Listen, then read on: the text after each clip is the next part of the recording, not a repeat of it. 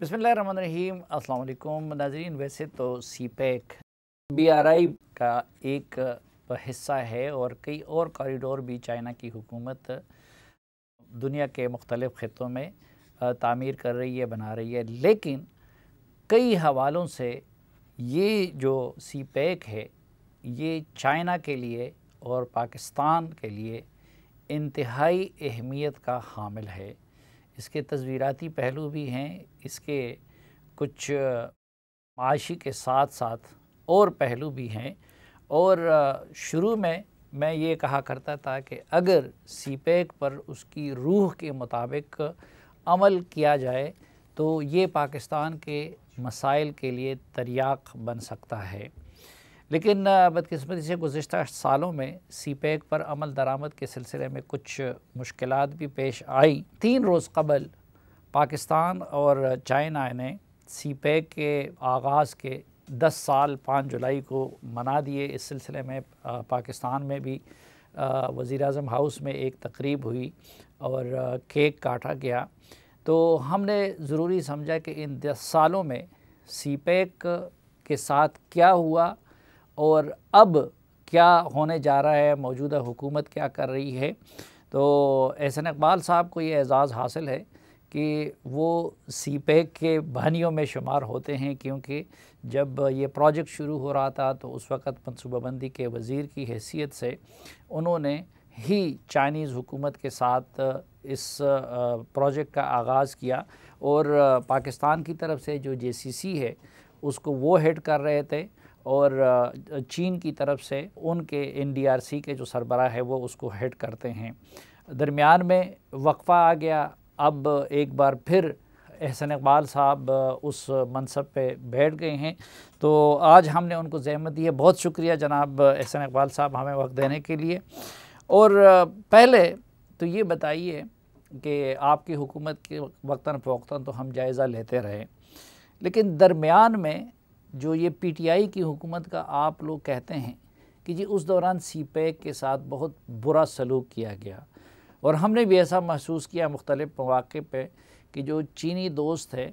वो कुछ मायूसी का शिकार हैं, लेकिन ज़ाहिरी बात है वो बताते बहुत कम हैं। तो इस दौरान क्या चीज़ें थी जो होनी चाहिए थी जो PTI की हुकूमत ने नहीं की? बहुत शुक्रिया सलीम साफ़ी साहब। जैसे आपने कहा कि ये सीपैक हकीकतन पाकिस्तान के लिए गेम चेंजर मंसूबा है, और मुझे याद है कि एक बड़े मशहूर बरतानवी मुहक्किक हैं एनाटोल लेविन, उन्होंने एक मज़मून लिखा जब हमने पहली दफ़ा कहा कि सीपैक गेम चेंजर है, तो उन्होंने कहा कि पाकिस्तान इतने गेम चेंजर ज़ाय कर चुका है कि मैंने पाकिस्तान का ट्रैक रखना छोड़ दिया है कि इन्हें मौके मिलते हैं ये ज़ाय करने के चैम्पियन है। लेकिन जब मैंने ये चीज़ देखी कि सीपैक को वो गेम चेंजर कह रहे हैं तो मैं इसे नज़रअंदाज नहीं कर सका, चूँकि वाकई इसमें ये अपॉर्चुनिटी है कि ये पाकिस्तान की तकदीर बदल सकता है, ना सिर्फ पाकिस्तान बल्कि इस खित्ते में काफ़ी बड़ी तब्दीली ला सकता है। तो सीपैक को जब हमने शुरू किया, आपको अगर पाकिस्तान के हालात का पता हो कि 16-18 घंटे बिजली नहीं थी, हर रोज़ दहशत गर्दी का कोई ख़ुदकुश बम्बार पड़ता था, उन हालात में पाकिस्तान में बाहर से तो छोड़िए अपने सरमायाकार पैसा लगाने के लिए तैयार नहीं थे। हमारी एनर्जी पॉलिसी मौजूद थी जिसमें नहायत हमने पुरकशिश रिटर्न्स दिए हुए थे, इसलिए कि कोई आए तो सही, यहाँ पे आने के लिए कोई तैयार नहीं था जी। उन हालात में जब सीपैक पे काम शुरू हुआ और चीन की क़यादत ने, और हमें हमेशा उन्होंने एक ही पैगाम दिया, उन्होंने कहा देखिए हम पाकिस्तान को अपनी मंडी नहीं समझते, चूँकि हमारी मंडी पूरी दुनिया है, हमें बहुत बड़ी बड़ी मंडियाँ दस्तयाब हैं, लिहाजा पाकिस्तान में हमें कोई बिज़नेस का लालच नहीं है। हम बुनियादी तौर पे चाहते हैं, चूँकि आप हमारे साथी हैं, हम आपको एक स्ट्रक्चरल ट्रांसफॉर्मेशन इकनॉमिक में मदद करें कि आप एक पसमानदा ज़रई मईशत से एक इंडस्ट्रियल इकॉनमी की तरफ उठें, और इसके लिए हम आपको जदीद इंफ्रास्ट्रक्चर बना के देना चाहते हैं, आपसे इंडस्ट्रियल कोऑपरेशन करना चाहते हैं, ताकि आप अगर मजबूत होंगे तो हम भी मजबूत होंगे, चूँकि आप हमारे साथी हैं। इस हवाले से तकरीबन 2013 और 18 में जो हमारी सरमायाकारी है चीन की तकरीबन $25 अरब से ज़्यादा मुख्तलिफ मंसूबों के अंदर आई। सबसे बड़ी चीज़ जो मैं तफसील जाए बगैर, चूँकि सबको पता है कि तवानाई के मंसूबे क्या बने, क्या शाहराहें बनी, फाइबर ऑप्टिक लगी, वो सब अलग छोड़ दीजिए।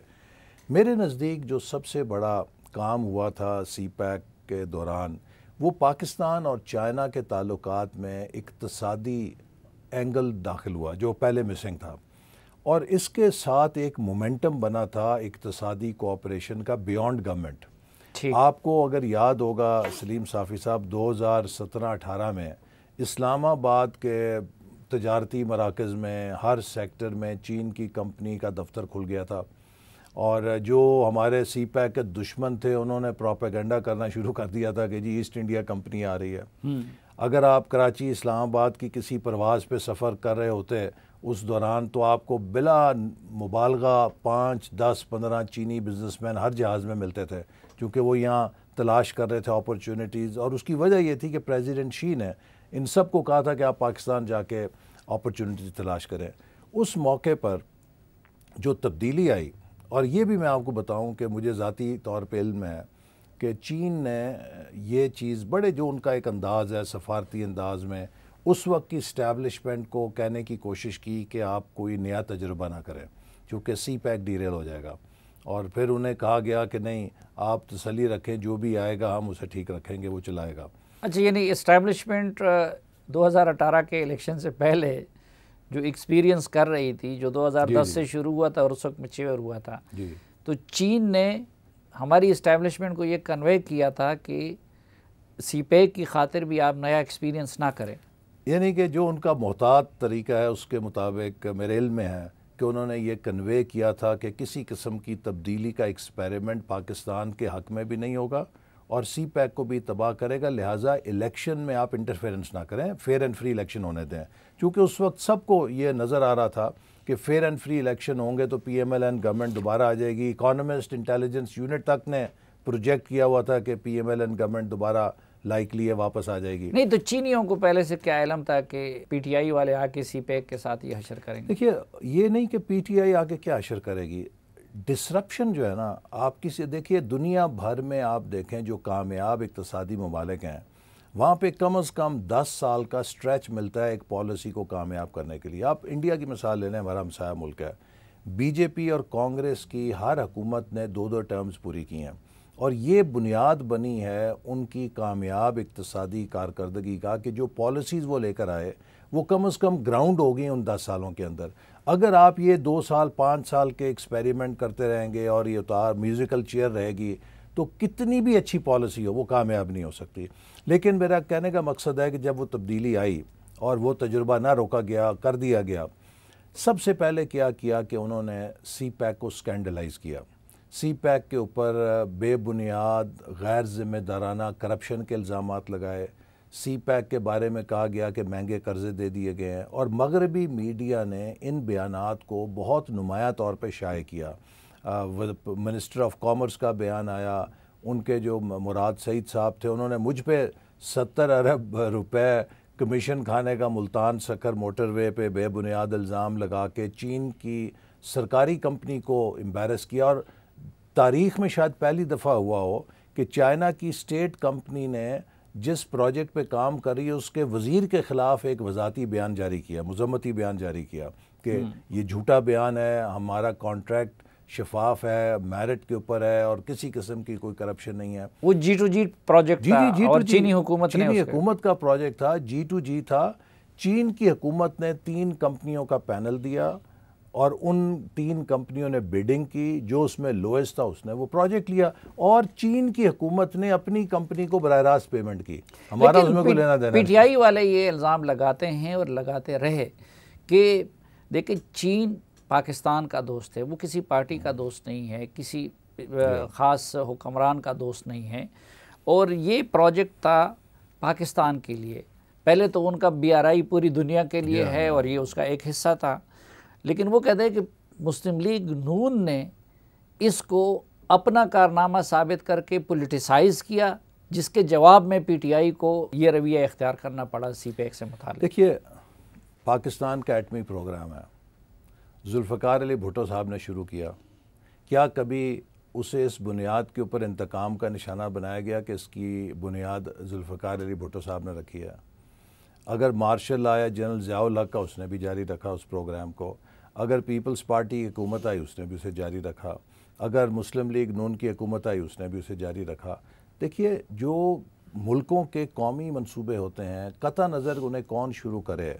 ان کو ہمیشہ جاری رکھا جاتا ہے، ان میں تواتر رکھا جاتا ہے۔ پی ٹی آئی کو اگر یہ شکایت تھی کہ مسلم لیگ نون نے سی پیک کا کریڈٹ لیا ہے، تو پی ٹی آئی کو یہ جانتے ہوئے کہ یہ قومی منصوبہ ہے، ہم سے زیادہ اونرشپ لے کے ان منصوبوں کو تیزی کے ساتھ عمل کرنا چاہیے تھا۔ چہ جائے کہ وہ اس پورے منصوبے کو جس کا تعلق ملک کی قسمت اور تقدیر سے تھا وہ سکینڈلائز کرے۔ امریکہ میں جو ان کی اسسٹنٹ سیکٹری ہیں، انہوں نے ایک تقریر کی سی پیک کے خلاف، جس میں کہ مغرب میں ایک بہت بڑا مقدمہ بنا سی پیک کے خلاف۔ اگر آپ ان کی وہ تقریر نکالیں، ان کی تقریر کی بنیاد پی ٹی آئی حکومت کے وزیر ریلوے، پی ٹی آئی حکومت کے وزیر کمیونیکیشن اور پی ٹی آئی حکومت کے وزیر کامرس، ان تینوں کے بیانات کو اکٹھا کر کے انہوں نے سی پیک پہ ایک پوری چارج شیٹ بنا دی کہ جی یہ ڈیٹ ٹریپ ہے، یہ ٹرانسپیرنٹ نہیں ہے، اور اس میں یہ ہے، اور پورا مغرب میں ایک اچھا اب آپ دیکھیے کہ وہ ملک جس نے آپ پر اس وقت اعتماد کیا کہ جب آپ کا اپنا سرمایہ کار آنے کے لیے تیار نہیں تھا، انہوں نے اربوں ڈالر کی سرمایہ کاری کی، آپ اگر اس ملک کو اس طرح ریٹرن کریں گے کہ اسے سکینڈلائز کریں گے، ان کا کیا رد عمل ہوگا؟ پھر جو چین کی کمپنی آئیں، مجھے خود ذاتی طور پہ علم میں ہے کہ ان کو اتنا زج کیا گیا ویزوں کے لیے، ایگزٹ پرمٹس کے لیے، ان کے ویزے ایکسپائر ہو جاتے تھے، رینیو نہیں کیے جاتے تھے، وہ بیچارے رشوت دینے پہ مجبور ہوتے تھے کہ کسی طرح وہ ملک سے ایگزٹ ویزا لگوا کے نکلیں، تو وہ سارا جو سینٹیمنٹ بنا تھا وہ تباہ کر دیا انہوں نے۔ یہ کام تو انہوں نے، چینیوں نے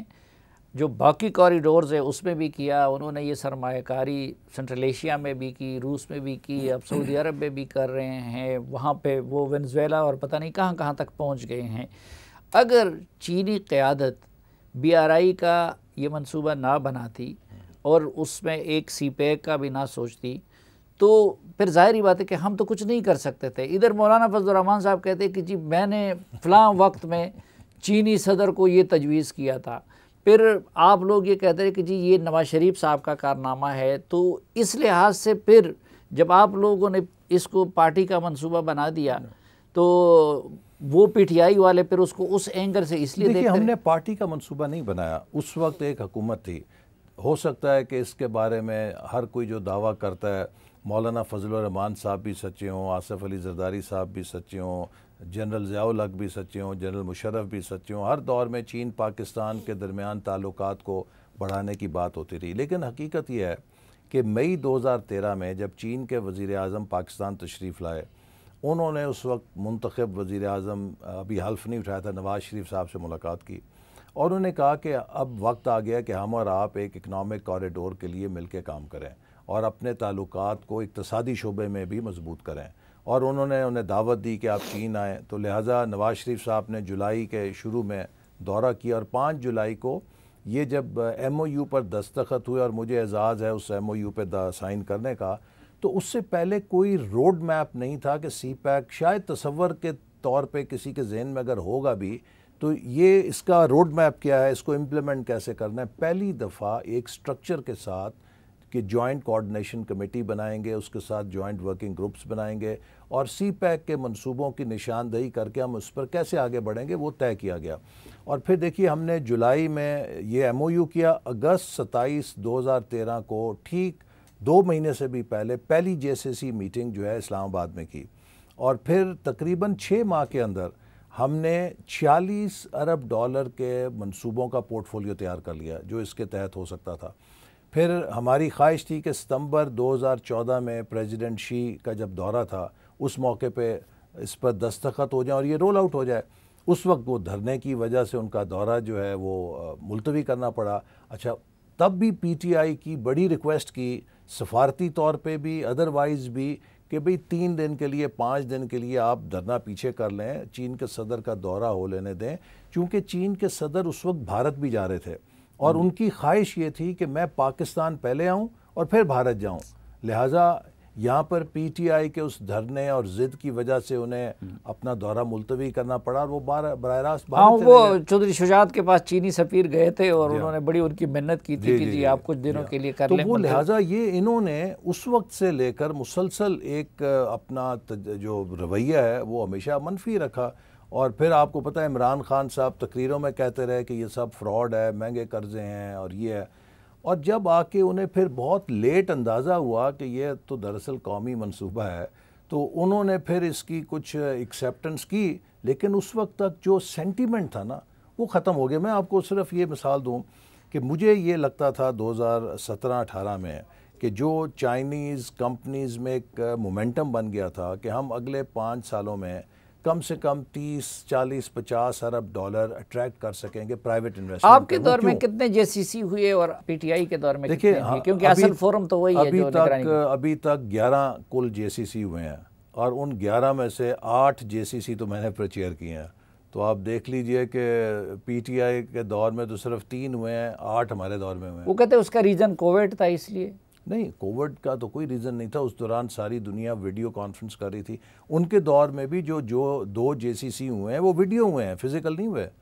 تو اگر ویڈیو 2 ہو سکتے ہیں تو 4 بھی ہو سکتے تھے۔ لیکن سوال یہ کہ جے سی سی تو تب ہوتی ہے کہ جب آپ نے اس کے لیے ہوم ورک کیا ہو نا، جوائنٹ ورکنگ گروپس میں پہلے آپ ان کا پروجیکٹس کو کلیئر کرتے ہیں، اس کے بعد پھر وہ جے سی سی کے سطح پہ جاتے ہیں، تو ایک پورا ہوم ورک ہے جس کے بعد جے سی سی ہوتی ہے۔ لیکن اگر ایجنڈا ہی نہ ہو، آپ کا ہوم ورک نہیں ہے، تو خالی ایک سوشلائزنگ کلب تو نہیں ہے جے سی سی میں بیٹھ کے آپ نے ہیلو ہائی کرنی ہے۔ ٹھیک ناظرین، ایک مختصر سی بریک لیتے ہیں اور پھر حسن اقبال صاحب سے یہ جو بات کی جا رہی ہے یا پروپیگنڈا کیا جا رہا ہے کہ یہ ڈیٹ ٹریپ ہے اور پاکستان کو قرضوں میں جکڑا جا رہا ہے، یا چین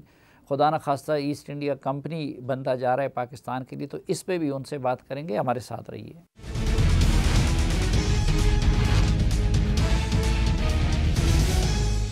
ایک بار پھر خوش آمدید آپ کو جرگے میں۔ حسن اقبال صاحب، یہ جو آپ لوگ کہتے ہیں کہ جی ان کے دور میں کام عملاً سی پیک پہ رک گیا تھا اور ہم نے دوبارہ اس کو شروع کیا اور اس پہ کام کو تیز کیا، تو کیا چیزیں تھیں جو پی ٹی آئی کے دور میں رک گئی تھی اور اب آپ لوگوں نے ان کو دیکھیے، میں آپ کو چونکہ وقت آپ کے پروگرام کا محدود ہوتا ہے، اس سے بڑی لمبی ایک تفصیل دے سکتا ہوں۔ ایک مثال لے لیجئے گوادر کو۔ گوادر سی پیک کا گیٹ وے ہے، اور گوادر کی ترقی اور گوادر کا استحکام سی پیک کے لیے انتہائی ضروری ہے۔ آپ نے دیکھا پچھلے 4 سالوں میں گوادر میں کتنا انریسٹ پیدا ہوا۔ اس کی بنیادی وجہ کیا تھی؟ بجلی اور پانی۔ جب گوادر کے لوگ یہ شکایت کریں گے کہ جی آپ اتنا بڑا منصوبہ کر رہے ہیں، ہمیں تو پانی نہیں ملتا، ہمیں تو بجلی نہیں ملتی، تو ہمیں سی پیک میں کیا ہے، وہ حق بجانب ہوں گے۔ اب بجلی اور پانی کے منصوبے شروع ہو چکے تھے۔ جب ہم نے حکومت چھوڑی ہے تو گوادر کی واٹر سپلائی کے لیے 2 ڈیمز مکمل ہو گئے تھے، اس سے پائپ بچھ رہی تھی جس نے گوادر کو پانی سپلائی کرنا تھا۔ آپ یقین کیجئے کہ جب 4 سالوں کے بعد ہم آئے ہیں، وہ پائپ وہیں پر موجود تھے جہاں پر ہم 4 سال پہلے چھوڑ کے گئے۔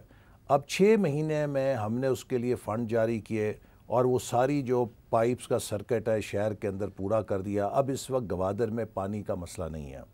Gwadar has enough water for next many years کہ جس کو وہ پورا کر سکتا ہے، جو ڈیمز کے اندر بھی پانی سٹوریج ہے۔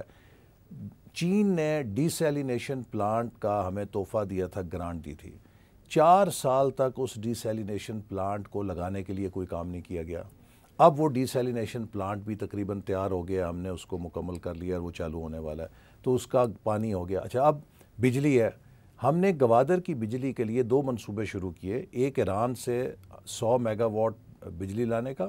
دوسرا چونکہ گوادر نیشنل گرڈ سے نہیں جڑا ہوا تھا، پنجگور اور تربت کے درمیان مسنگ لنک تھا، تو اس ٹرانسمیشن لائن کے لیے بھی ایف ڈبلیو او کو کانٹریکٹ دیا گیا۔ 4 سالوں میں ان کے لیے پیسے جاری نہیں کیے گئے۔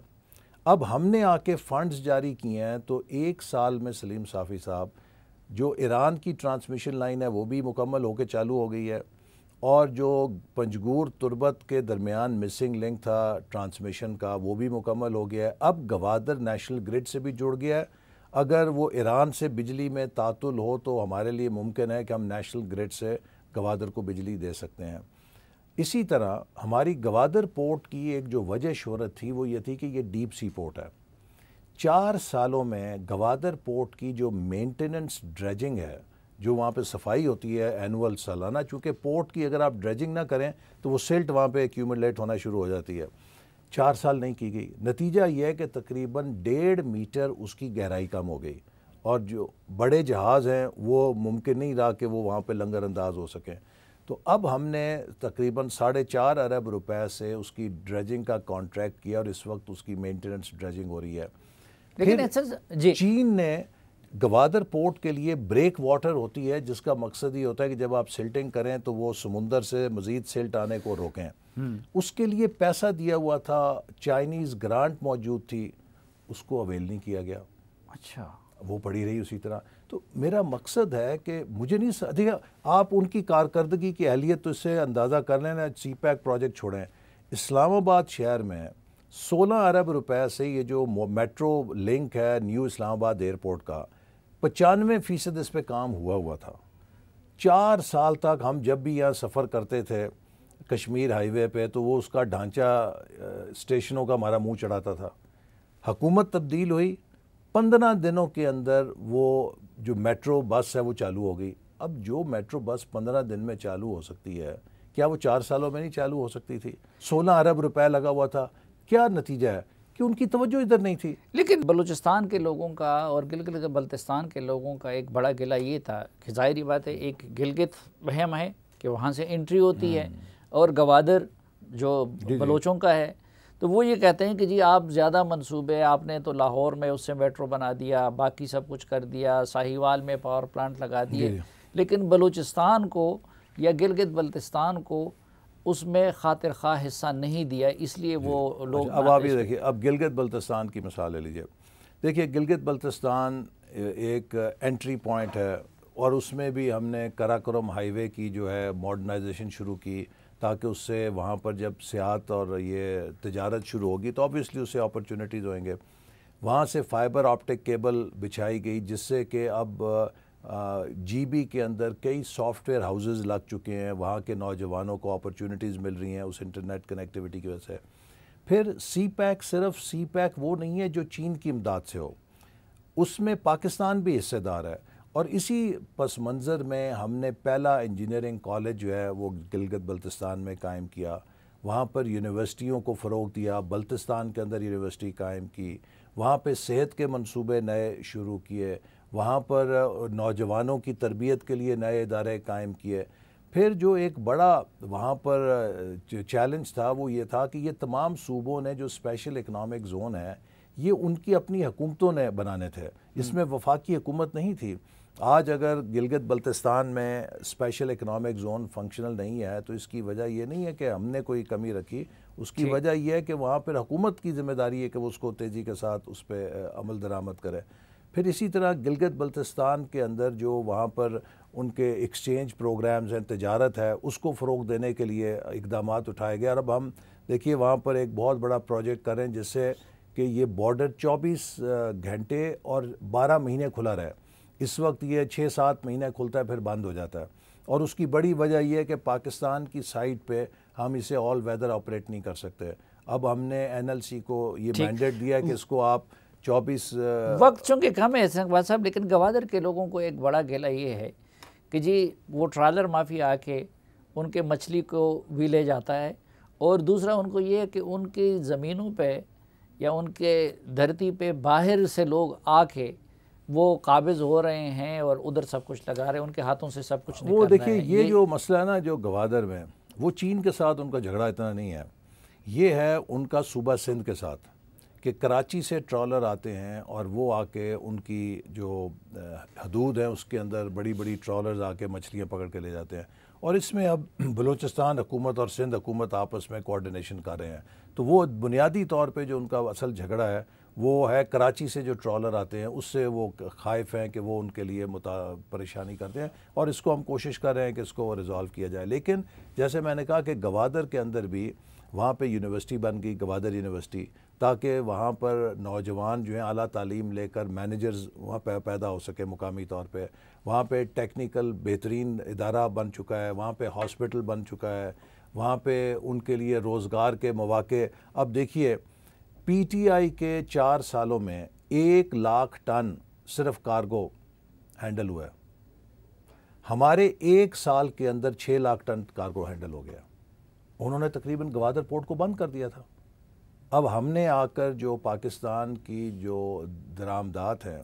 ان کو گوادر سے روٹ کیا ہے۔ اب دیکھیے ایک شپ جو آتا ہے اس کی جب ان لوڈنگ ہوتی ہے اس سے ہزاروں لوگوں کو روزگار وہاں پیدا ہوتا ہے۔ پورٹ سٹی کی اکانومی تو ٹریفک کے اوپر ہے نا. ٹھیک. تو اب جو میں نے ہمارے گندم یا کھاد کے شپ آتے تھے ہم نے ان کو وہاں سے روٹ کرنا شروع کیا. اب میں نے آپ کو بتایا کہ 4 سالوں میں 1 لاکھ ٹن اور ہمارے 1 سال میں 6 lakh ton cargo Gwadar port سے نکلا ہے. اب اس سے وہاں روزگار کتنا پیدا ہوا ہے, اکانومی کتنی پیدا ہوئی ہے. ایک ناظرین احسان اقبال بھی جاننا ہے کہ یہ جو ابھی سی پیک فیز 2 میں داخل ہو گیا ہے اور G2G کی بجائے اب B2B ہو گیا ہے, تو اس کا مطلب کیا ہے, لیکن ایک مختصر سے وقفے کے بعد.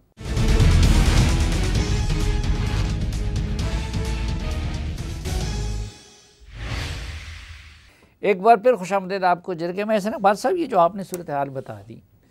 تو اس تناظر میں تو عمران خان صاحب کی حکومت مغربی طاقتوں کے لیے ایک غنیمت تھی, کیونکہ سی پیک اور BRI سے اگر زیادہ تکلیف ہے تو وہ مغربی طاقتوں کو ہے, اور امریکہ نے تو G7 وغیرہ کے ساتھ مل کے BRI کے مقابلے میں ایک پروجیکٹ بھی شروع کر دیا کاؤنٹر کرنے کے لیے. تو عمران خان صاحب کو تو پھر امریکہ کو اقتدار میں لانا چاہیے تھا, لیکن عمران خان صاحب کہتے ہیں کہ مجھے تو امریکہ نے اقتدار سے نکالا.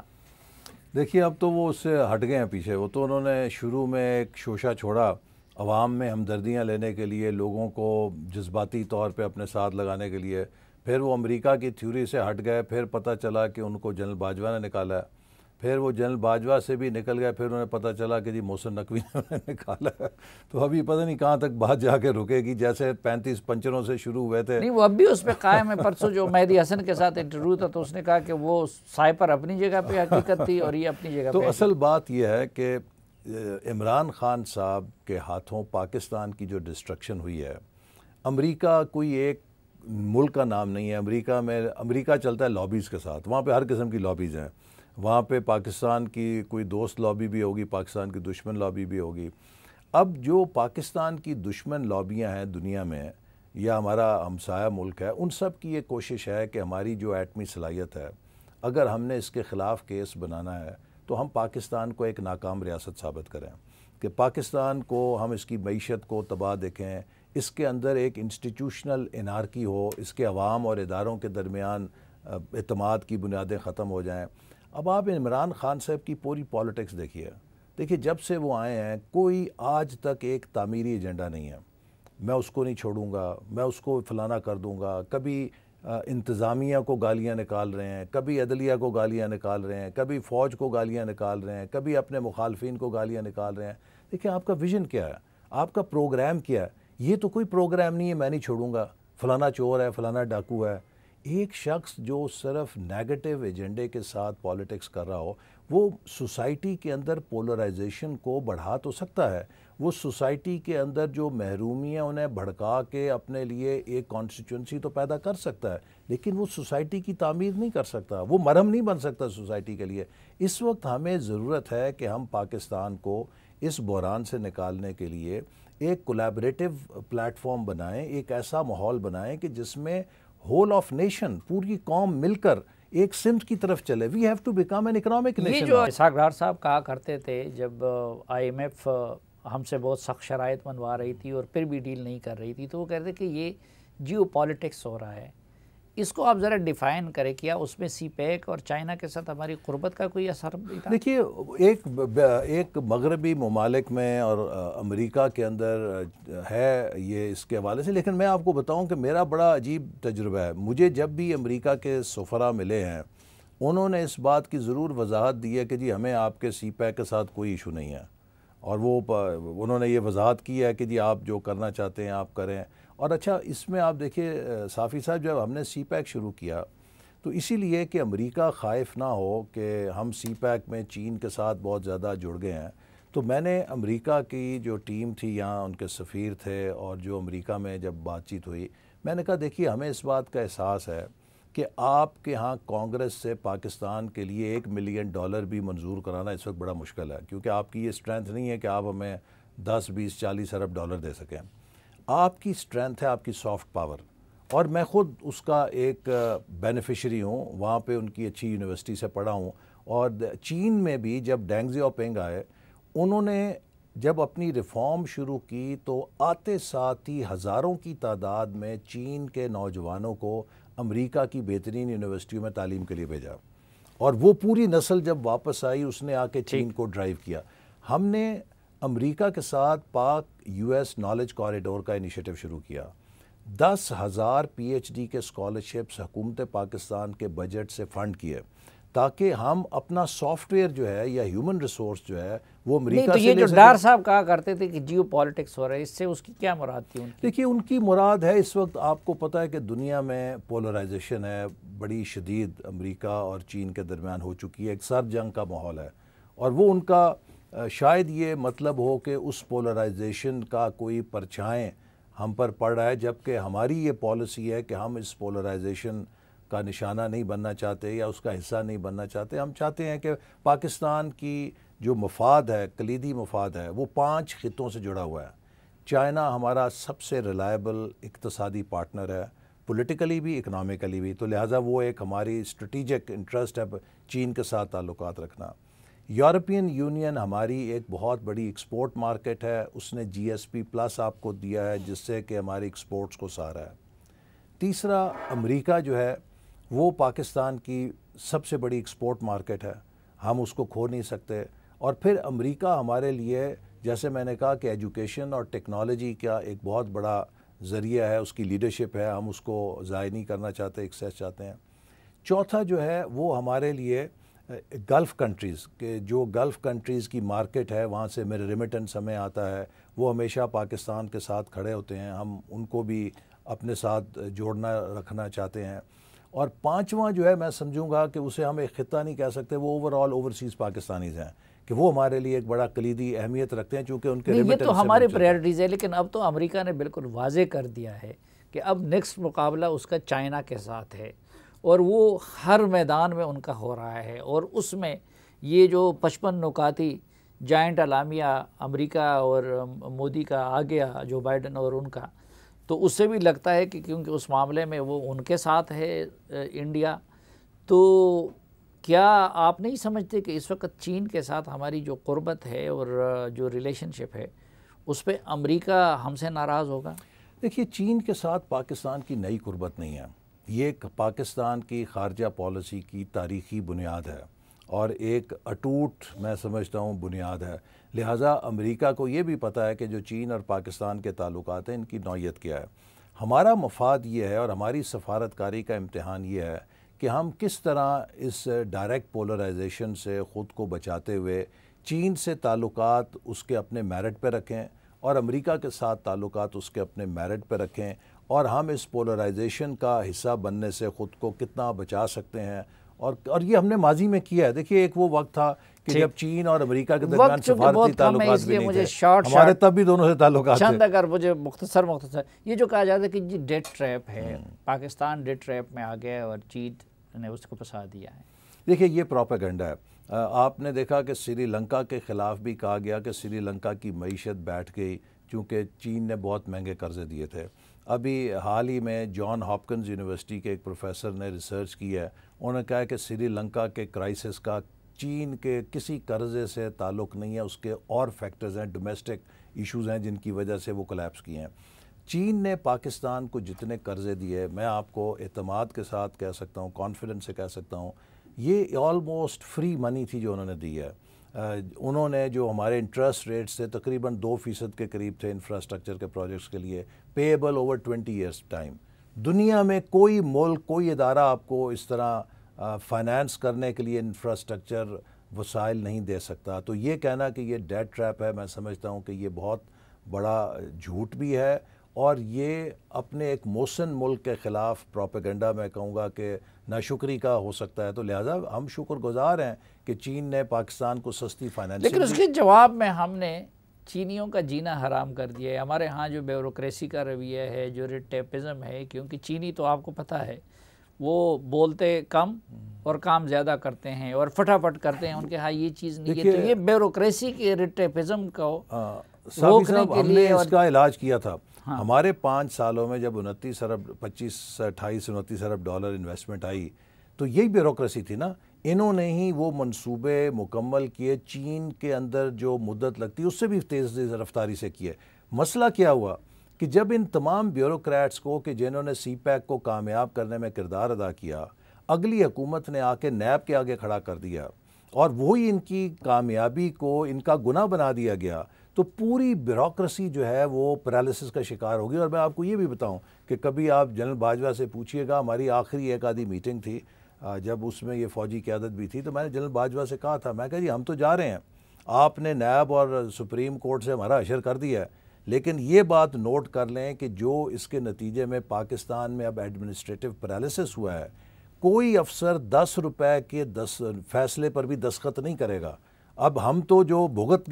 گئے ہیں، آنے والے وقت میں آپ کا اشارہ فواد حسن فواد وغیرہ کی طرف ہے؟ نہیں، سارے بیوروکریٹس کے ساتھ یہی ہوا کہ ان کو پکڑ کے، اب میں جاتا تھا احتساب کی عدالت میں، ہم تو سیاستدان ہیں، لیکن مجھے افسوس ہوتا تھا گریڈ 22 کے 21 کے افسر وہاں بیچارے پیشیاں بھگت رہے ہیں۔ آپ دیکھیے LNG ٹرمینل میں کیا ہوا، بجائے یہ کہ وہ ایک کامیابی بنتا پاکستان کی، اس میں جتنے وہ PSO کے MD سے لے کر تو پیٹرولیم منسٹری اور شاید خاقان عباسی، وہ تو جو کچھ ہونا تھا ہو گیا۔ تو اب آپ لوگوں نے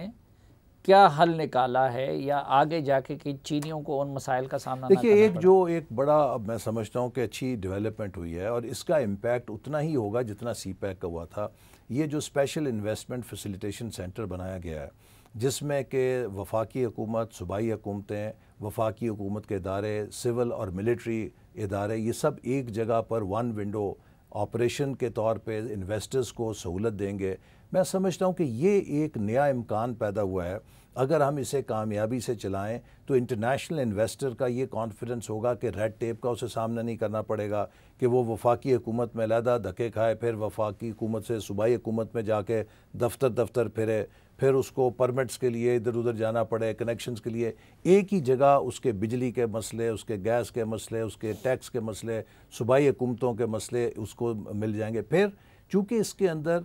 ہول آف گورنمنٹ موجود ہے، اس میں سول ادارے بھی ہیں اور ہمارے عسکری ادارے بھی ہیں، اس سے انہیں وقت ہمارا ختم ہے، کنٹینیوٹی کا بھی اعتماد لیکن ملے ایک گا۔ مختصر کہ اب جو سیکنڈ فیز ہے یا B2B سے کیا مراد ہے؟ اس سے B2B سے یہ مراد ہے، دیکھیے سلیم صافی صاحب، چین دنیا بھر سے 2700 ارب ڈالر کی امپورٹ لیتا ہے، ہمارے ملک سے صرف 3 ارب ڈالر کی ایکسپورٹ جاتی ہے، یعنی کہ اس 2700 ارب میں ہمارا حصہ صرف 3 ارب ہے۔ یہ پرائیویٹ سیکٹر کا چیلنج ہے کہ وہ چین کی مارکیٹ میں وہ کہتے ہیں کہ آپ ہمیں ایگریکلچر پروڈکٹ جتنی دیں گے ہمارے یہاں انلیمیٹڈ ڈیمانڈ ہے، آپ گوشت ہمیں میٹ جتنا سپلائی کریں گے انلیمیٹڈ ڈیمانڈ ہے۔ اسی طرح اتنی بڑی کنزمپشن سوسائٹی ہے جو ترقی کر رہی ہے، اس میں تو بہت اپرچونٹیز ہیں۔ ہمارے بزنس سیکٹر کو اب چائنا کے بزنس سیکٹر کے ساتھ جڑنا ہے، اور اس کے لیے ہم مسلسل کوشش کر رہے ہیں کہ اپنے چیمبرز کو ری اورینٹ کریں، انہیں کہیں کہ وہ چائنا ڈیسک بنائیں، وہ چائنا کی مارکیٹس پہ ریسرچ کریں۔ اسی طرح چین سے 8 کروڑ سے زیادہ جو نوکریاں ہیں وہ ری لوکیٹ ہو رہی ہیں، چونکہ وہاں کاسٹ آف لیبر بڑھ گئی ہے، وہ ویتنام جا رہی ہیں، کمبوڈیا، لاؤس جا رہے ہیں، میانمار جا رہے ہیں۔ اگر ہم اپنے ملک کے اندر ان کو متوجہ کر لیں اور اپنی اسٹیبلٹی برقرار رکھیں تو ایک بہت بڑی چائنیز انڈسٹری کی ری لوکیشن پاکستان کی طرف آ سکتی ہے، جس سے ہمارے انڈسٹریلائزیشن کا عمل تیز ہو سکتا ہے۔ تو اصل چیلنج اب یہ ہے کہ ہم چائنا کے بزنس سیکٹر کو، پرائیویٹ سیکٹر کو کتنی تیزی کے ساتھ پاکستان کی طرف مائل کر سکتے ہیں، اٹریکٹ کر سکتے ہیں، لیکن اس کے لیے 2 شرطیں ہیں۔ ہمیں بحیثیت قوم فیصلہ کرنا پڑے گا کہ جس ملک کے اندر پولیٹیکل سٹیبلٹی نہیں ہوتی اور جس ملک کا نظام عدل ٹھیک کام نہیں کر رہا ہوتا، وہاں پہ کوئی بیرونی سرمایہ کار نہیں آتا۔ ایک تیسری چیز بھی ہے جو چائنیز کا کنسرن بھی ہے، اور وہ ہے سیکیورٹی۔ جی ہاں، سیکیورٹی آبویسلی وہ ہمارے حالات، اور وہ ہم نے دیکھیے ماضی میں اس چیز کو انشور کیا تھا۔ جب 13-18 میں ہم CPEC مینج کر رہے تھے، 70-80 ہزار چینی ورکرز مختلف پروجیکٹس پہ تھے، اور وہ بڑا یعنی کہ ہمارا کرائسس والا دور تھا لا اینڈ آرڈر کا، لیکن الحمدللہ کوئی ایسا واقعہ نہیں ہوا۔ عمران خان کے دور میں کہ جو سیکیورٹی اور انٹیلیجنس کے ادارے تھے، ان کو کاؤنٹر ٹیررزم سے ہٹا کے ان کو اپوزیشن کے پیچھے لگا دیا گیا۔ نتیجہ یہ ہے کہ وہ دوبارہ موقع ملا، جو ہمارے دہشت گرد تھے انہوں نے سیر اٹھا لیا، جس کو اب ہم بھگت رہے ہیں۔ تو اب پھر ہم کوشش کر رہے ہیں کہ جو سیکیورٹی کے ادارے ہیں وہ اپنا کام کریں، ہم ان سے کوئی پولیٹیکل انجینئرنگ نہیں دے رہے، اور انشاءاللہ ہمارے اداروں میں اتنی صلاحیت ہے کہ وہ پاکستان کے خلاف جو سازشیں ہیں اور جو دہشت گرد، لیکن اب بھی کیا ادارے اسی کام میں نہیں لگے؟ نہیں، اب نہیں ہے۔ اب حکومت سیاسی کام یا ایجنڈا خود کر رہی ہے، وہ حکومت کے سیکیورٹی اداروں سے یہ کام نہیں لے رہی۔ زیادہ یہ گڑبڑ انڈیا کی طرف سے ہوتے تو کیا انڈیا کسی سٹیج پہ سی پیک کا حصہ ہو سکتا ہے؟ آپ کو میں بتاؤں کہ دیکھیے یہ انڈیا کی شارٹ سائٹڈنس ہے.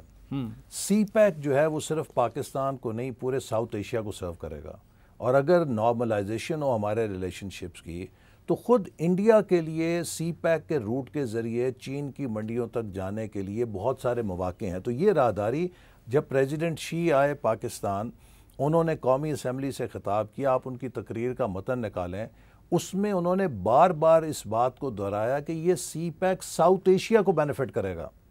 پورے جنوبی ایشیا کا انہوں نے ذکر کیا کہ اس کا بینیفٹ جو ہے پورا جنوبی ایشیا اٹھائے گا. تو لہٰذا یہ تو ہمیں جنوبی Asia, south Asia, central Asia اور چین 3 ارب کی آبادی ہے. ہم اس 3 ارب کی آبادی کے درمیان اس کوریڈور ابھی سی او سے ان کا خطاب بھی پورے ریجن کو انہوں نے فوکس کیا ہوا ہے. بہت شکریہ جناب حسین اقبال صاحب ہمارے کے لیے. ناظرین اس دعا کے ساتھ کہ آپ جہاں بھی رہیں خوش رہیں، آج کے جرگے سے اجازت چاہتا ہوں. اللہ حافظ.